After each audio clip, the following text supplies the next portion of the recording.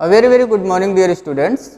हम लोगों ने पिछले टॉपिक में पढ़ा हुआ था algebraic method of solving pair of linear equations in two variable, जिसमें हम लोगों ने सेकंड मेथड पढ़ा हुआ था। कौन सा मेथड था, उसका नाम क्या था? तो उसका नाम था एलिमिनेशन मेथड। और जो पहला मेथड पढ़ा हुआ था उसका क्या नाम था? उसका नाम था सब्स्टिट्यूशन मेथड। ठीक है, तो एलिमिनेशन मेथड से हमने थोड़ा बहुत एक क्राइटेरिया बना लिया था अपने माइंड में कि एलिमिनेशन मेथड से हम pair of linear equation in two variable को कैसे सॉल्व करते हैं। अगर आप रिकॉल करिए तो उसमें हम लोग क्या करते थे, बहुत ही सिंपल वर्क। स्टेप 1 में हम लोग क्या करते थे, तो वेरिएबल्स को, जो x और y टू वेरिएबल हमारे पास दिखाई पड़ेंगे यहाँ पे, तो किसी एक वेरिएबल को, या तो x को या तो y को, उसके कोफिशिएंट को हम न्यूमेरिकली इक्वल बना लेंगे। उसके बाद ऐड या सब्ट्रैक्ट करके उसको हम लोग रिमूव कर देंगे। उस वेरिएबल को रिमूव करने के बाद जो हमें इक्वेशन मिलेगा वो आप देखेंगे pair of linear equation in one variable मिलता है या तो कोई स्टेटमेंट मिलता है। ठीक है, ये चीज़ हम लोगों ने देखा था। Pair of linear equation in one variable मिलता है तो हम लोग वेरिएबल की वैल्यू निकाल करके फिर जो वेरिएबल की वैल्यू है उसको इक्वेशन 1 या 2 में पुट कर देते थे, तो सेकेंड वेरिएबल की वैल्यू निकल जाता था। एंड इसमें हम लोग अगर बात करें, स्टेटमेंट अगर जब आता है तो अगर ट्रू स्टेटमेंट आता है तो इन्फाइनाइटली मेनी सोल्यूशंस, अगर फॉल्स स्टेटमेंट आता है तो हम लोगों ने क्या देखा हुआ था, नो सोल्यूशंस हमें मिलेगा, है ना। तो आज डिस्कस करने जा रहे हैं हम लोग एक्सरसाइज 3.4। एलिमिनेशन मेथड से हमें प्रॉब्लम को सॉल्व करना आ गया, थोड़ा सा उसको और कुछ न्यूमेरिकल प्रॉब्लम करके हम लोग समझते हैं थोड़ा बेटर तरीके से। हमने केवल एक एक एग्जाम्पल बताया था आपको। एक्सरसाइज 3.4 बुक में देखिए, तो 3.4 का क्वेश्चन नंबर 1 पढ़िए। इसमें लिखा हुआ है solve the following pair of linear equations, solve the following pair of linear equations. ये जो लीनियर इक्वेशंस हमें दिए हुए हैं बाय द एलिमिनेशन मेथड। किस मेथड से? Elimination method and the substitution method. और सब्स्टिट्यूशन मेथड से भी आपको करना है, तो मैं केवल आपको एलिमिनेशन मेथड से ही बताऊंगा। सब्स्टिट्यूशन मेथड से आप इसको कर लीजिएगा। आप देखेंगे कि दोनों मेथड से करने पे हमें सेम आंसर मिलता है वेरिएबल्स का। जो एलिमिनेशन मेथड से आंसर आएगा सेम वही आंसर हमें सब्स्टिट्यूशन मेथड से ही मिलेगा। तो इस तरीके से कोई भी मेथड लगाइए आप, आपको सेम आंसर ही मिलेगा। इसका देखिए थर्ड वाला problem, exercise 3.4 question number first का फर्स्ट के थर्ड में हमें दिया हुआ 3x minus 5y minus 4 equal to 0। 3x minus 5y minus 4 equal to 0। और सेकंड जो इक्वेशन दिया हुआ है वो हमें दिया हुआ है 9x equal to 2y plus 7।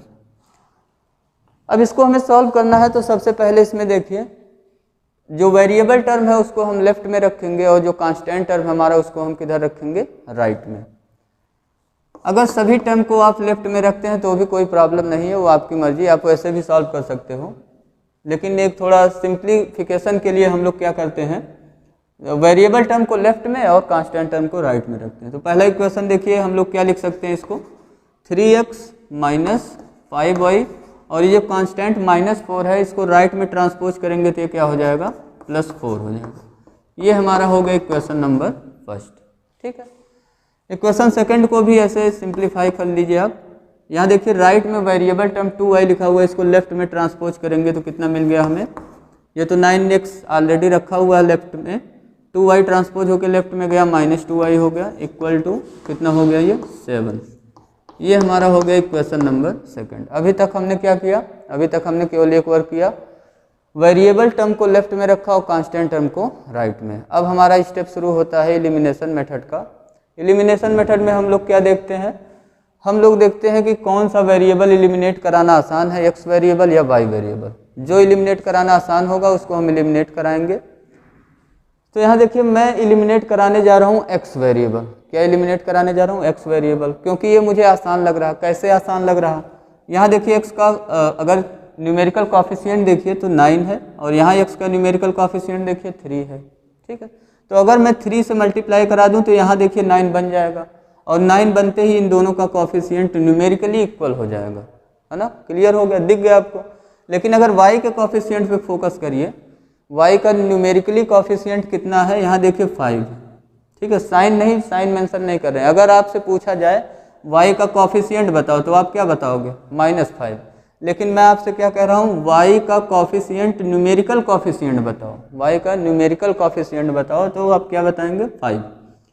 तो y का यहाँ न्यूमेरिकल कॉफिशिएंट 5 है, y का दूसरे इक्वेशन में न्यूमेरिकल कॉफिशिएंट 2 है।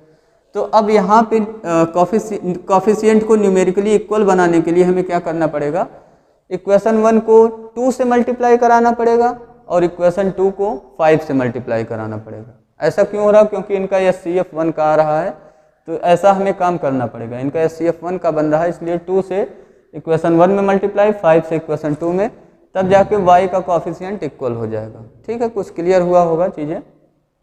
तो x का यहाँ कॉफिशिएंट इक्वल कराना आसान है, इसलिए मैं इसका x वेरिएबल एलिमिनेट कर रहा हूँ। तो मैं क्या करूँगा, इक्वेशन 1 को किससे मल्टीप्लाई करा दूंगा, देखो 3 से मल्टीप्लाई करा देंगे 9 बन जाएगा। तो इक्वेशन 1 को मल्टीप्लाई करा रहा हूँ 3 से, तो दिस इम्प्लाइज हमें कौन सा इक्वेशन मिल गया, ये इक्वेशन रिड्यूस हो गया। 3 से मल्टीप्लाई कराने का मतलब थ्रू आउट मल्टीप्लाई कराना हमें इक्वेशन में, तो ये हो गया 9x minus 15y equal to 3 से 4 में मल्टीप्लाई हुआ कितना हो गया 12। इसको मान लीजिए आप इक्वेशन नंबर 3। ठीक है, और सेकंड वाला उसके नीचे लिख दीजिए। सेकंड वाला इक्वेशन कितना है, इसमें हमें कुछ करने की ज़रूरत नहीं है, किसी नंबर से मल्टीप्लाई कराने की ज़रूरत नहीं है, क्योंकि यहाँ कॉफिशिएंट इक्वल हो गया केवल एक ही इक्वेशन में मल्टीप्लाई कराने से। 9x minus 2y equal to 7, ये हमारा इक्वेशन नंबर सेकंड था। अब इन दोनों को हमें सॉल्व करना है। अब आप देखिए ऐड करना पड़ेगा या सब्ट्रैक्ट करना पड़ेगा, तो हमें कॉफिशिएंट देखना पड़ेगा x का। अगर सेम साइन के कॉफिशिएंट है तो सब्ट्रैक्ट करना पड़ेगा, अगर डिफरेंट साइन के कॉफिशिएंट हैं तो हमें ऐड करना पड़ेगा। यहाँ हम देख रहे हैं यहाँ भी प्लस में है, यहाँ भी प्लस में है, तो हमें सब्ट्रैक्ट करना पड़ेगा इक्वेशन को। तो हम क्या करने जा रहे हैं, इक्वेशन 3 माइनस इक्वेशन 2, 3 माइनस 2 कर लीजिए। यहाँ साइन चेंज हो जाएगा, माइनस कर रहे हैं क्योंकि इक्वेशन को, तो ये माइनस हो गया, यहाँ माइनस साइन है तो प्लस हो गया, यहाँ प्लस साइन है तो माइनस हो गया। कॉलम मेथड से ऐड कर लीजिए इसको, 9x से 9x कैंसिल हो जाएगा, यहाँ माइनस 15y है और ये देखिए प्लस 2y हो गया, कितना हो गया टोटल माइनस 13y हो गया ये। और 12 माइनस 7 कितना हो जाएगा, 12 में से 7 माइनस करेंगे तो हमारा आ जाएगा 5। ठीक है, y की वैल्यू निकाल लो, y की वैल्यू कितना हो गया, यहाँ माइनस 13 से मल्टीप्लाई है तो राइट में जाएगा, तो माइनस 13 से ये क्या हो गया डिवाइड हो गया, तो आंसर कितना हो गया 5/-13। और इसको आप थोड़ा सा अरेंज करके लिख लीजिए, माइनस साइन न्यूमरेटर में आप ले जा सकते हैं, तो ये हो गया -5/13। दोनों की सेम वैल्यू होता है। डिनोमिनेटर में हम माइनस साइन को नहीं छोड़ते, इसको ले जाकर न्यूमरेटर में सेट कर देते हैं। -5/13 ये हो गया y की वैल्यू। ठीक है, अब इस y की वैल्यू को हम इक्वेशन 1 में रखेंगे या तो 2 में, 3 में नहीं रखेंगे क्योंकि 3 में कैलकुलेशन और बढ़ जाएगा। जो इक्वेशन 1 है या 2 है उसी में रखिए, किसी एक में जिसमें आपको लगता है कैलकुलेशन आसान है। तो बाई इक्वेशन 1 से मैं इक्वेशन 1 में रख रहा हूँ y की वैल्यू, तो ये हो गया 3x माइनस 5, y के प्लेस पे कितना रखेंगे -5/13 इक्वल टू 4। ठीक, अब इसको राइट में ले जाइए, यहाँ थोड़ा सिंप्लीफाई कर लीजिए। 3x हो गया, यह माइनस माइनस मल्टीप्लाई होकर प्लस हो गया, 5 मल्टीप्लाई होकर न्यूमरेटर में कितना हो गया 25/13 इक्वल टू 4। 25 माइनस 13 राइट में ट्रांसपोज कर लो, तो 3x equal to 4 minus 25/13। LCM लेके सॉल्व कर लो, कितना आ जाएगा x की वैल्यू, यहाँ से हो गया 3x इक्वल टू एलसीएम हो गया 13, एलसीएम हो गया 13, यहाँ 4 से मल्टीप्लाई हो गया 52 आ गया -25, यहाँ कितना आ गया 52 माइनस 25 करेंगे 27 हो गया, 27/13, ये किसकी वैल्यू आ गया 3x की वैल्यू आ गया। तो x की वैल्यू बताइए कितना हो गया, 3 से यहाँ मल्टीप्लाई है तो 3 से डिवाइड हो जाएगा, 3 यहाँ मल्टीप्लाई हो जाएगा डिनोमिनेटर में आके, तो ये कितना हो गया 39।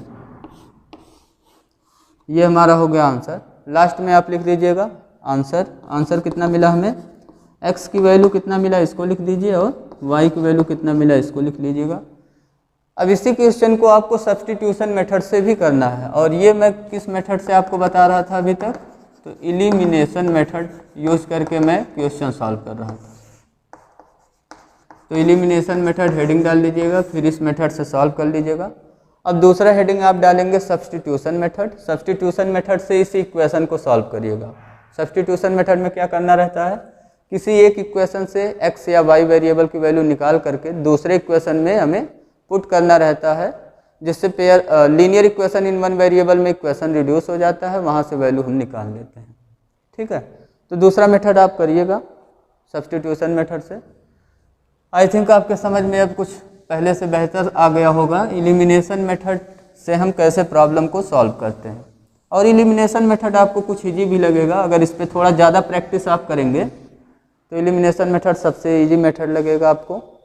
सब्स्टिट्यूशन मेथड भी कहीं कहीं इजी है, ठीक है, लेकिन सबसे ज़्यादा इजी एलिमिनेशन से ही हम ढेर सारी चीज़ों को सॉल्व करेंगे। जब भी इक्वेशन बनाते हैं तो मोस्ट ऑफ क्वेश्चन में हम लोग क्या करते हैं, एलिमिनेशन मेथड ही यूज करके सॉल्व करते हैं। इसका फोर्थ वाला पार्ट देखिए, और जो बचे हुए पार्ट है इसको सॉल्व कर लीजिएगा आप। ठीक है, इसमें दिया हुआ हमें x/2 plus 2y/3 equal to -1। अब ये पहला इक्वेशन लिख लिया आपने, आपको लग रहा है कि इसको हमें थोड़ा सा सिंप्लीफाई करना पड़ेगा, तो इसको सिंप्लीफाई कर लीजिए, इक्वेशन 1 बना लीजिए। किस फॉर्म में, ax + by + c = 0 वाले फॉर्म में बना लीजिए। यहाँ क्या करना पड़ेगा, हमें एलसीएम लेना पड़ेगा। एलसीएम 6 हो गया, यहाँ 3 से मल्टीप्लाई हो गया 3x, यहाँ 2 से मल्टीप्लाई 4y = -1 हो गया। 6 से यहाँ क्रॉस मल्टीप्लाई हो जाएगा, यहाँ -1 को -1/1 लिख सकते हो आप। 6 से क्रॉस मल्टीप्लाई हो गया, कितना हो गया ये 3x + 4y = कितना हो गया -6। ठीक है, ये बन गया हमारा इक्वेशन नंबर फर्स्ट। ये क्या हो गया, इक्वेशन नंबर फर्स्ट हो गया। वेरिएबल टर्म लेफ्ट में है और कांस्टेंट टर्म राइट में है, जैसा हमें चाहिए वैसा हमने बना लिया। अब दूसरा इक्वेशन लिखिए, एंड हमें सेकंड इक्वेशन क्या दिया हुआ था, x - y/3 = 3। यहाँ एलसीएम ले लीजिए, एलसीएम कितना लेंगे आप 3, यहाँ x लिखा हुआ तो इसको x/1 कर सकते हो आप, तो ये हो गया 3x - y = 3। यहाँ क्रॉस मल्टीप्लाई कर लीजिए, 3 को 3/1 कर लीजिए, क्रॉस मल्टीप्लाई होगा तो ये कितना हो गया 3x - y = 3 3 जा कितना हो गया 9, और ये हो गया आपका इक्वेशन नंबर सेकंड। अब इन दोनों को हमें सॉल्व करना है यूजिंग एलिमिनेशन मेथड। ठीक है, और दूसरा मेथड भी यूज करना है सब्स्टिट्यूशन मेथड। तो सब्स्टिट्यूशन मेथड आप जान ही रहे हैं, आपके लिए होमवर्क वाला है पार्ट वो। तो मैं हेडिंग डाल रहा हूँ एलिमिनेशन मेथड। इस मेथड से हम लोग सॉल्व करने जा रहे हैं इक्वेशन 1 और 2 को। इस मेथड से सॉल्व करने के बाद आप दूसरा हेडिंग डालेंगे सब बाई सब्स्टिट्यूशन मेथड, उससे भी सॉल्व करके दिखाएंगे, दोनों आंसर सेम हो गया। दोनों इक्वेशन में लिख रहा हूँ। अब पहला इक्वेशन हमारे पास है 3x + 4y = -6, ये इक्वेशन नंबर 1 है। और दूसरा इक्वेशन हमारे पास है 3x - y = 9, 3x - y = 9, ये हमारा है सेकंड इक्वेशन। ठीक है, तो अब इसको सॉल्व करना है। तो कई लोगों को इसमें दिख गया होगा, हमें पहला स्टेप क्या करना रहता है, वेरिएबल किसी या तो x वेरिएबल या तो y वेरिएबल का कोफिशिएंट न्यूमेरिकली इक्वल बनाना है। तो हम देख रहे हैं कि x वेरिएबल का कोफिशिएंट ऑलरेडी न्यूमेरिकली इक्वल बना हुआ है, यहाँ भी 3 है, यहाँ भी 3 है, तो हमें कुछ नहीं करना है। अब सीधे सीधे स्टेप 2 पे आ जाना है। स्टेप 2 हमारा क्या कहता है, इक्वेशन को या तो ऐड करिए या तो सब्ट्रैक्ट। हमने बताया कब ऐड करना होता है, अगर दोनों के कोफिशिएंट सेम साइन में है तो सब्ट्रैक्ट करेंगे, अगर दोनों के कोफिशिएंट डिफरेंट साइन में है तो हम लोग ऐड करेंगे। तो यहाँ दोनों के कोफिशिएंट सेम साइन में है, तो यहाँ हमें क्या करना पड़ेगा, इक्वेशन 1 - इक्वेशन 2 सब्ट्रैक्ट करना पड़ेगा इक्वेशन को। यहाँ देखिए हम माइनस साइन लगाएंगे, यहाँ प्लस और यहाँ पे माइनस। 3x से 3x ये हो जाएगा कैंसिल आउट, 4y और ये +y, टोटल कितना हो गया 5y, और यहाँ -6 - 9 ऐड होके कितना हो गया -15। तो हमें मिल गया 5y = -15। 5 से डिवाइड कर देंगे तो y की वैल्यू हमें कितना मिल गया -15। यहाँ देखिए 5 ट्रांसपोज होगा, मल्टीप्लाई है तो डिवाइड हो जाएगा, डिवाइड बाई 5 हो गया। y की वैल्यू कितना हो गया -3। 5 से डिवाइड कर देंगे, यहाँ पे आंसर हो गया y = -3। अब इस y की वैल्यू को इक्वेशन 1 या 2 जिसमें रखना चाहे रख दीजिए।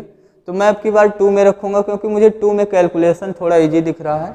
यहाँ कोफिशिएंट बहुत बड़े बड़े नहीं लिखे हुए हैं, छोटा कोफिशिएंट लिखा हुआ है, और इसमें रखने का मतलब थोड़ा कोफिशिएंट बड़ा लिखा हुआ है तो मल्टीप्लाई डिवाइड ज़्यादा कराना पड़ेगा हमें।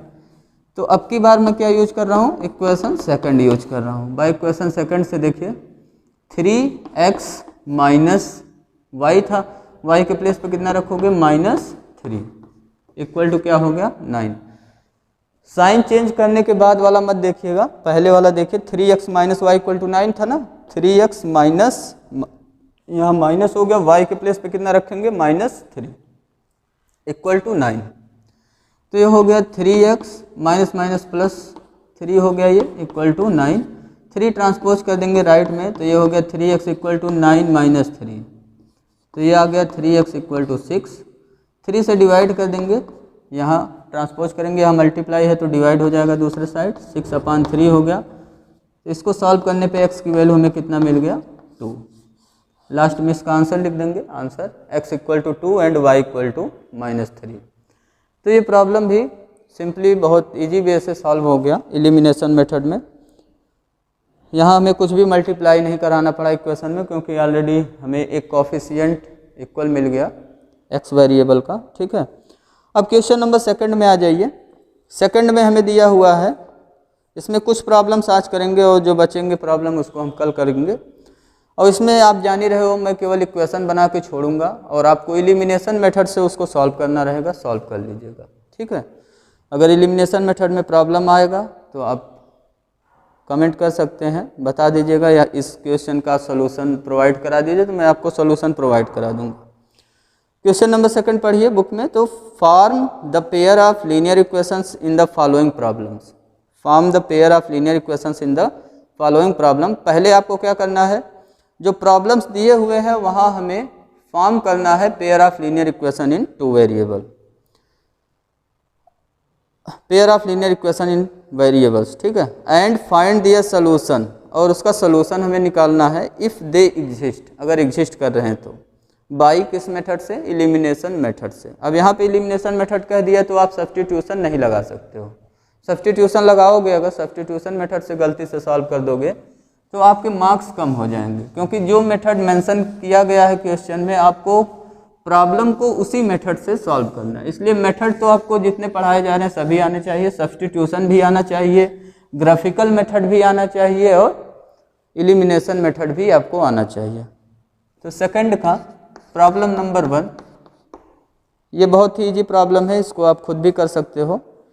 इसमें फ्रैक्शन वाला प्रॉब्लम है, जैसा कि हम लोगों ने पिछले एक्सरसाइज में एक फ्रैक्शन प्रॉब्लम किया हुआ था, आपको याद होगा। इसमें हम फ्रैक्शन में क्या मान लेते हैं x/y, और x सॉल्व करते हैं तो x का वैल्यू जो होना चाहिए वो होल नंबर आ सकता है और y की वैल्यू कोई नेचुरल नंबर आ सकता है। ठीक है, न्यूमरेटर की वैल्यू होल नंबर आ सकता है और डिनोमिनेटर की वैल्यू नेचुरल नंबर। ठीक, स्टार्ट करिए। फर्स्ट प्रॉब्लम है, if we add 1 to the numerator and subtract 1 from the denominator. कह रहा कि न्यूमरेटर में 1 ऐड कर दें और डिनोमिनेटर में क्या कर दें 1 सब्ट्रैक्ट कर दें। ठीक है, तो कह रहा कि ये fraction reduces to 1, fraction reduce हो जाता है 1 में, तो हम फ्रैक्शन मान लेंगे, लेट फ्रैक्शन बी, फ्रैक्शन को हम कितना मान लेंगे x/y, फ्रैक्शन हम मान लेंगे x/y। न्यूमरेटर x है, डिनोमिनेटर y है। तो केस नंबर फर्स्ट करिए इसका। पहले केस में क्या कह रहा है, कह रहा है कि न्यूमरेटर में कितना हमें ऐड करना है, add 1 to the numerator. Numerator में 1 ऐड कर लीजिए, x+1 हो गया। और डिनोमिनेटर में क्या करना है, सब्ट्रैक्ट 1 फ्रॉम डिनोमिनेटर, तो y-1, डिनोमिनेटर y था उसमें 1 सब्ट्रैक्ट हो गया। तो ये जो फ्रैक्शन बना, ये न्यू फ्रैक्शन जो बना हमारा, वो किस में रिड्यूस हो गया, रिड्यूस टू 1, मीन्स इसकी वैल्यू कितना हो गया, इक्वल टू 1। इसको सॉल्व करके आप लीनियर इक्वेशन इन 2 वेरिएबल बना लीजिए। 1 को आप 1/1 लिख सकते हैं, क्रॉस मल्टीप्लाई करिए तो कितना आपको मिल गया, ये x+1 इक्वल टू, यहाँ मल्टीप्लाई हो गया ये y-1। इसको एलिमिनेशन मेथड से सॉल्व करना है तो वेरिएबल वाले टर्म को लेफ्ट में कर रहे हैं, कांस्टेंट टर्म को राइट में। y ट्रांसपोज हो गया लेफ्ट में, क्या हो गया x-y, और ये +1 राइट में ट्रांसपोज हो गया तो -1 यहाँ पहले था, ये ट्रांसपोज हुआ तो -1 हो गया, ये आ गया x-y इक्वल टू -2। ये बन गया आपका equation number first. Case number second करिए तो यहाँ से आपको मिल जाएगा सेकंड इक्वेशन, फिर दोनों को सॉल्व कर लेंगे आप। केस नंबर सेकंड में लिखा हुआ है, इट बिकम 1/2, ये कितना हो जाता है 1/2 बन जाएगा, कब, if we only add 1 to the denominator, अगर हम केवल 1 ऐड करें किसमें, डिनोमिनेटर में, मीन्स न्यूमरेटर में हमें कुछ नहीं करना है, डिनोमिनेटर में अगर 1 ऐड कर देंगे तो फ्रैक्शन किस में कन्वर्ट हो जाएगा, 1/2 में। तो न्यूमरेटर में कुछ करना नहीं, तो न्यूमरेटर x है तो x ही रहेगा, ठीक है। डिनोमिनेटर में हमें ऐड करना है, कितना ऐड करना है, 1। तो यहाँ y + 1 हो गया इक्वल टू कितना आ जाएगा, किसमें फ्रैक्शन रिड्यूस हो गया, तो ये रिड्यूस हो गया 1/2 में, इक्वल टू 1/2।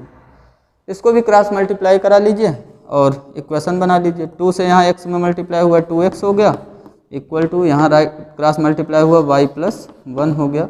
y को ट्रांसपोज कर लीजिए लेफ्ट में, ये हो गया 2x - y = 1।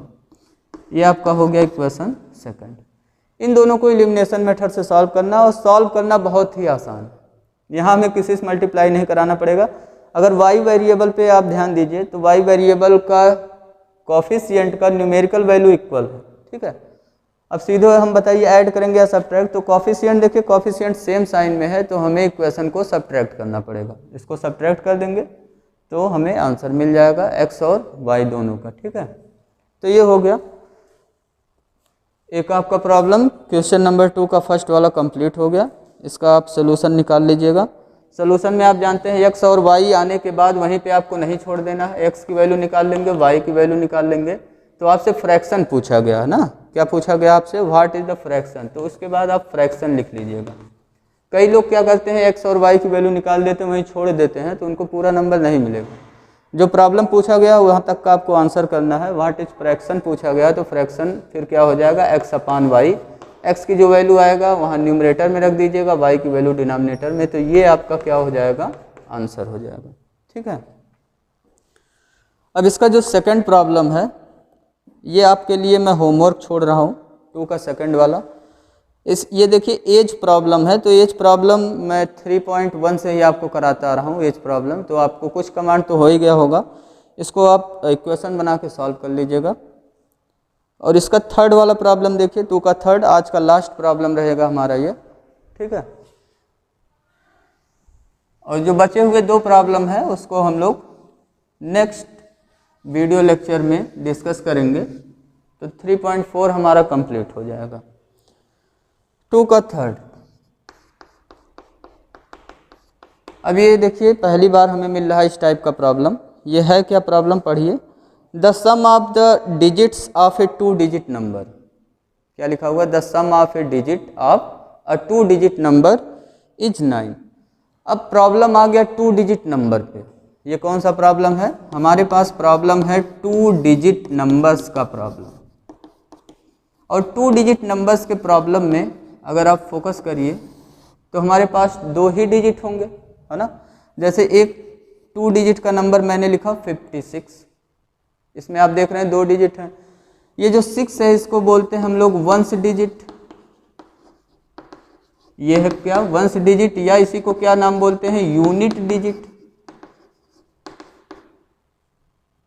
वंस प्लेस पे जो डिजिट है वंस डिजिट। और ये क्या है, टेंस प्लेस पे है, तो ये हमारा क्या हो गया, टेंस डिजिट। 5 हमारा हो गया टेंस डिजिट, 6 हमारा हो गया वंस डिजिट या यूनिट डिजिट।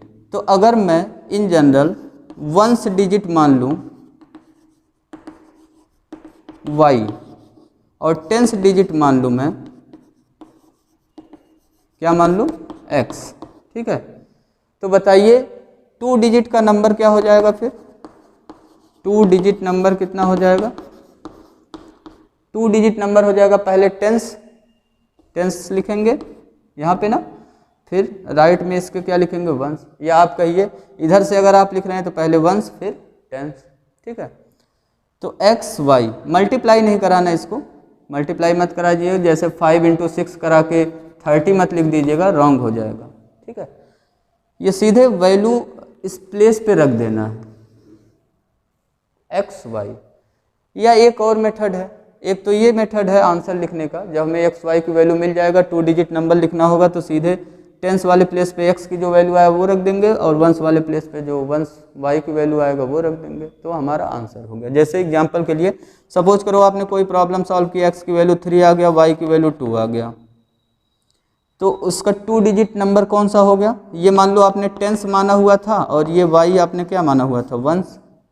तो आंसर क्या हो गया 2 डिजिट के नंबर का? 32। ठीक है, समझ गए होंगे आप क्या मैं बता रहा हूँ। एक चीज़ और है, देखिए अब 56 को एक तरीके से और लिखा जा सकता है। कैसे? इसको लिख सकते हैं हम लोग 5 इंटू 10, टेंस प्लेस को 10 से मल्टीप्लाई कराएंगे, वंस प्लेस को 1 से मल्टीप्लाई कराएंगे, तो 5 इंटू 10 प्लस 6 इंटू 1, या आप ऐसे लिख सकते हो इसको 10 इंटू 5 प्लस 6। अब देखिए अगर 5 को मैं x मान लूँ, 5 को मैं क्या मान लूँ? x, और 6 को मैं क्या मान लूँ? y, तो इसको अब हम क्या लिख सकते हैं? 10 इंटू एक्स प्लस वाई, या आप कहिए इसी को हम लिख सकते हैं 10x प्लस वाई। तो अगर हमें 2 डिजिट का नंबर मानना हुआ तो हम क्या मानेंगे? 2 डिजिट नंबर क्या मानेंगे बताइए? एक्स वाई के फॉर्म में नहीं मानेंगे हम लोग, इसके फॉर्म में नहीं मानेंगे। आंसर लिखना होगा तो डायरेक्टली हम वैसे आंसर लिख सकते हैं। ठीक है, तो अगर 2 डिजिट का नंबर मानना हुआ तो किस तरीके से मानेंगे? यहाँ पहले लेट कर लेंगे हम लोग 10th डिजिट को x और 1st डिजिट को y। तो 2 डिजिट नंबर हमारा कितना हो जाएगा?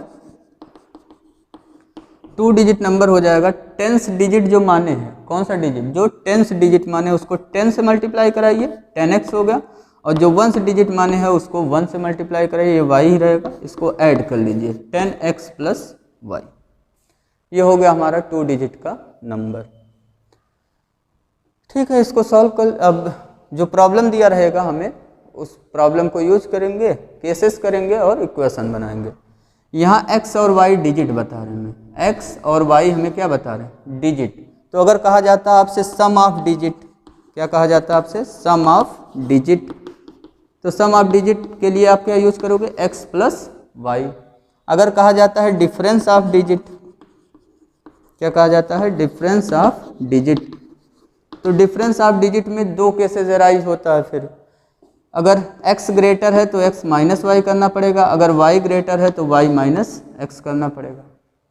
ठीक है, 2 पॉसिबिलिटी है डिफरेंस ऑफ डिजिट्स का, या तो x माइनस वाई होगा या तो y माइनस एक्स। वो डिपेंड करता है कि कौन ग्रेटर है। x ग्रेटर होगा अगर तो x माइनस वाई लेंगे, अगर y ग्रेटर होगा तो y माइनस एक्स।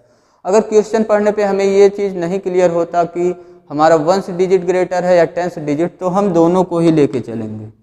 ठीक है, क्लियर होगा। जैसा कि एग्जाम्पल आपके एग्जाम्पल नंबर 13 में किया गया है, एग्जाम्पल 13 आप सॉल्व करिएगा घर पे एक बार, इसको देखिएगा, बहुत ही इंपॉर्टेंट प्रॉब्लम है एग्जाम्पल नंबर 13। क्वेश्चन ये आपके बोर्ड एग्जाम में भी आ चुका है। तो आई थिंक कुछ चीज़ें आप समझ गए होंगे। सम ऑफ डिजिट कहा जाएगा तो क्या करेंगे? डिफरेंस ऑफ डिजिट कहा जाएगा तो क्या करेंगे? और कभी कभी कहा जाता है कि interchange the order of digit.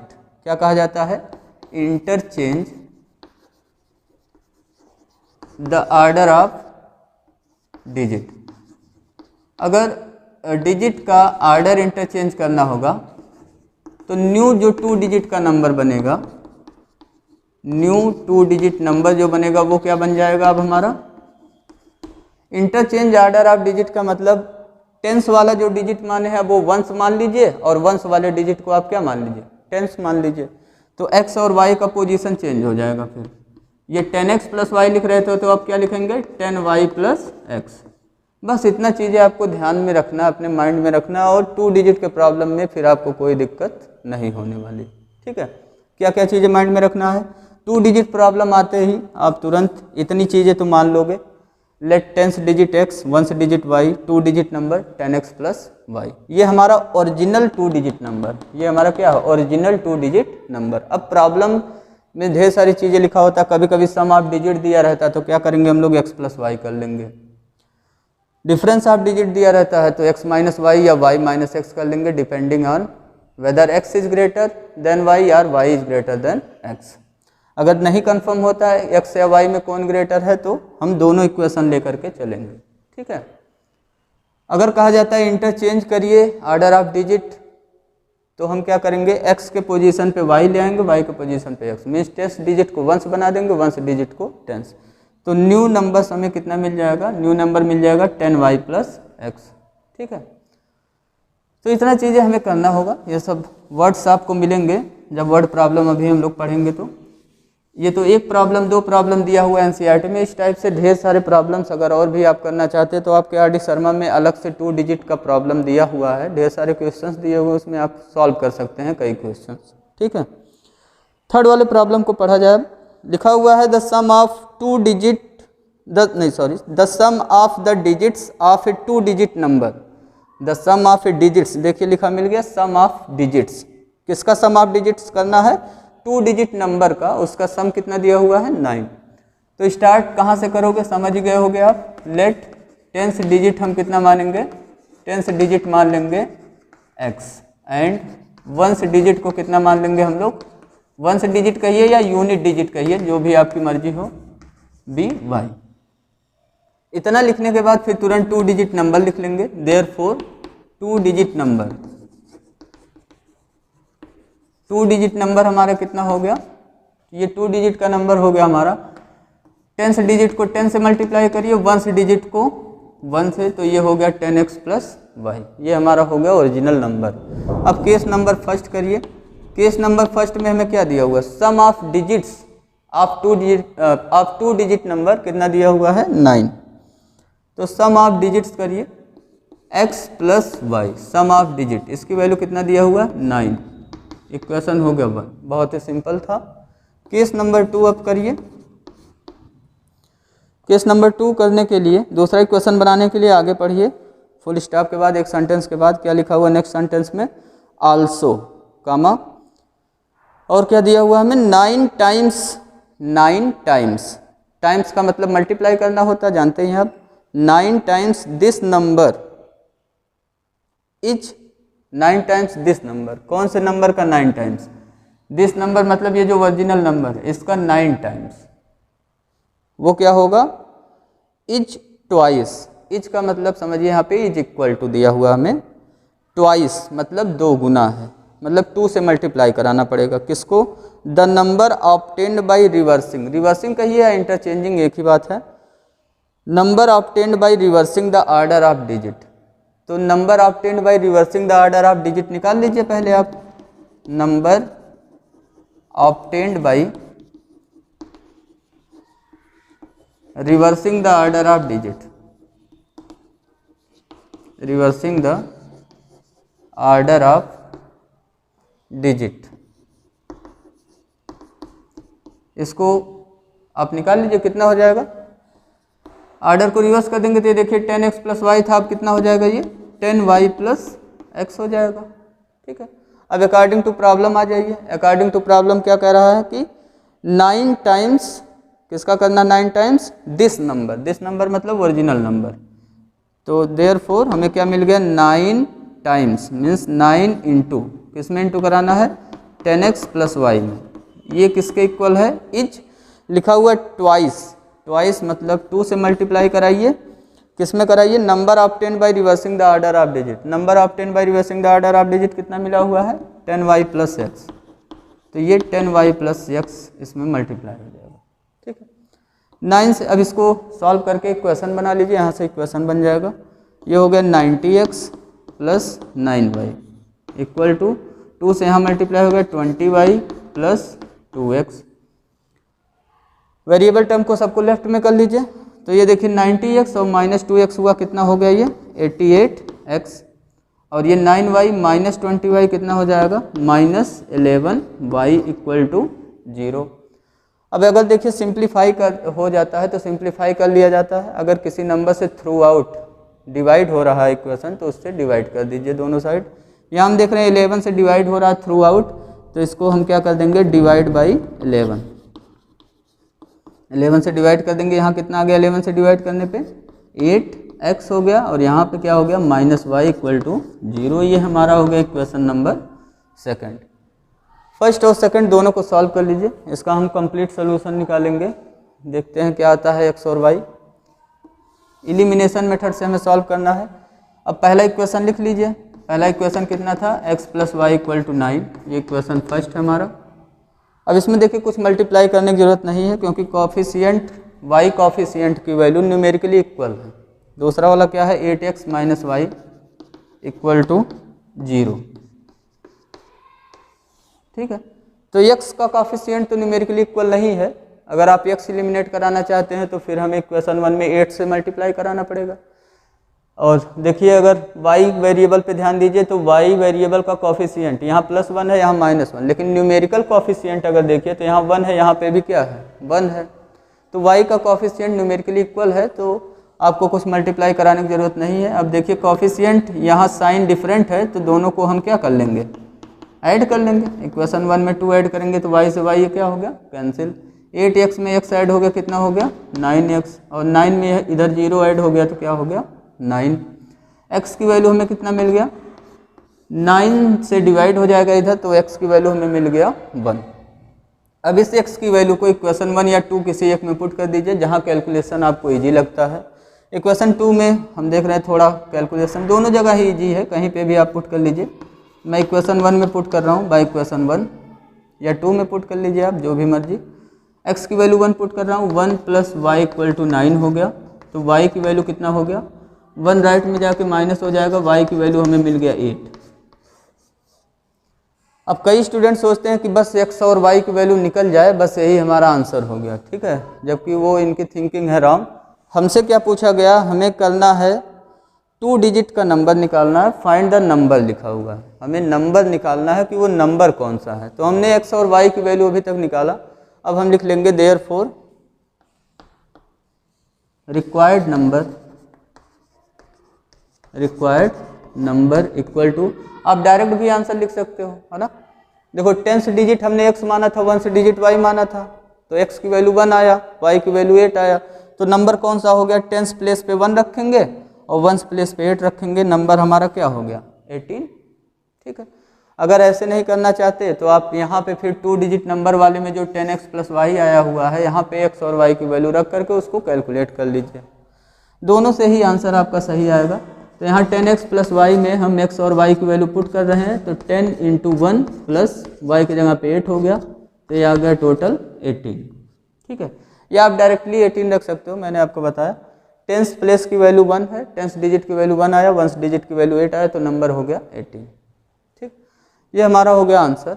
आज के वीडियो लेक्चर में हम इतना ही प्रॉब्लम सॉल्व करेंगे, नेक्स्ट वीडियो लेक्चर में रिमेनिंग प्रॉब्लम पे डिस्कस किया जाएगा। ठीक है, आगे के लिए आप लोग पढ़ते रहिए, पूरा यहाँ तक कंप्लीट कर लीजिए। ठीक, thank you for watching my this video lecture dear friends. और कुछ एग्जांपल से आपके लिए जो होमवर्क है उसको आप क्लियर कर लीजिएगा, आपको करना क्या क्या है आज के डेट में। होमवर्क में 3.4 का फर्स्ट क्वेश्चन पूरा कंप्लीट करना है, सेकंड का फर्स्ट, सेकंड और थर्ड वाला कंप्लीट करना है, और एग्जाम्पल नंबर 12 आपको करना है। एग्जाम्पल नंबर 13 भी आप कर लीजिएगा, इंपॉर्टेंट प्रॉब्लम है एग्जाम्पल 13। ठीक है, थैंक यू।